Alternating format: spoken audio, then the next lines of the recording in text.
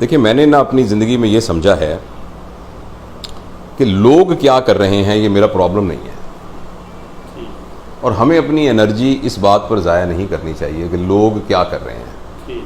پچھلے دنوں انتقال ہوا مولانا وحید الدین خان صاحب کا، تو ان کی بہت ساری چیزیں چھپنے میں آئیں، آپ نے دیکھا، ہندوستان کے عالم تھے۔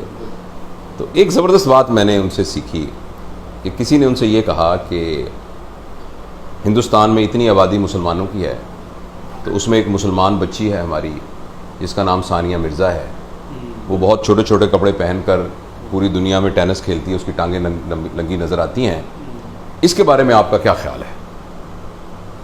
مولانا صاحب نے فرمایا کہ جس دن ثانیہ مرزا مجھ سے پوچھنے آئے گی کہ اس کے بارے میں کیا خیال ہے تو میں اس کو بتا دوں گا۔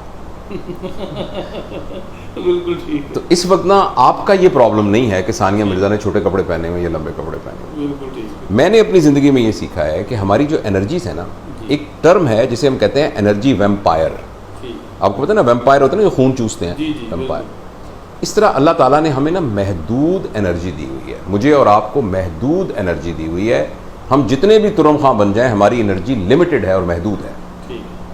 اس انرجی کو ہم ریپلیس کرتے ہیں روزانہ جب سوتے ہیں اور ریلیکس ہوتے ہیں، تو وہ انرجی دوبارہ ہمارے اندر آنا، پھر ہم خوراک کھاتے ہیں تو انرجی آنا شروع ہو جاتی ہے۔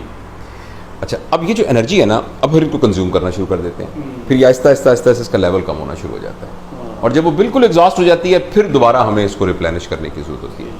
اب عقل مند آدمی وہ ہے کہ اپنی انرجی کو وہاں خرچ کرے جس جگہ پر اس کی یوٹیلیٹی ہے۔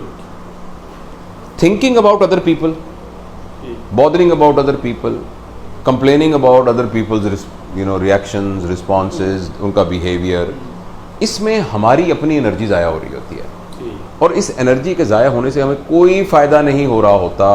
ہمیں صرف یہ دیکھنا ہے کہ میرا جو 24 آور کا ٹائم ہے، اس میں سے میکس سارا ٹائم میں اس طریقے سے نکالوں کہ میں ایز اے پرسن گرو کروں، میری گروتھ کے نتیجے میں میرے ارد گرد کی فضا گرو کرے گی۔ اگر ہمارے زون آف انفلوئنس میں کوئی شخص ایسا ہے جس کی نیگیٹو تھاٹ ہے، جو بڑا شکایتی سا ہے یا اس طرح سے ہے، اگر میں گرو کروں گا تو میرے انفلوئنس میں اگر وہ آیا تو وہ خود گرو کرے گا۔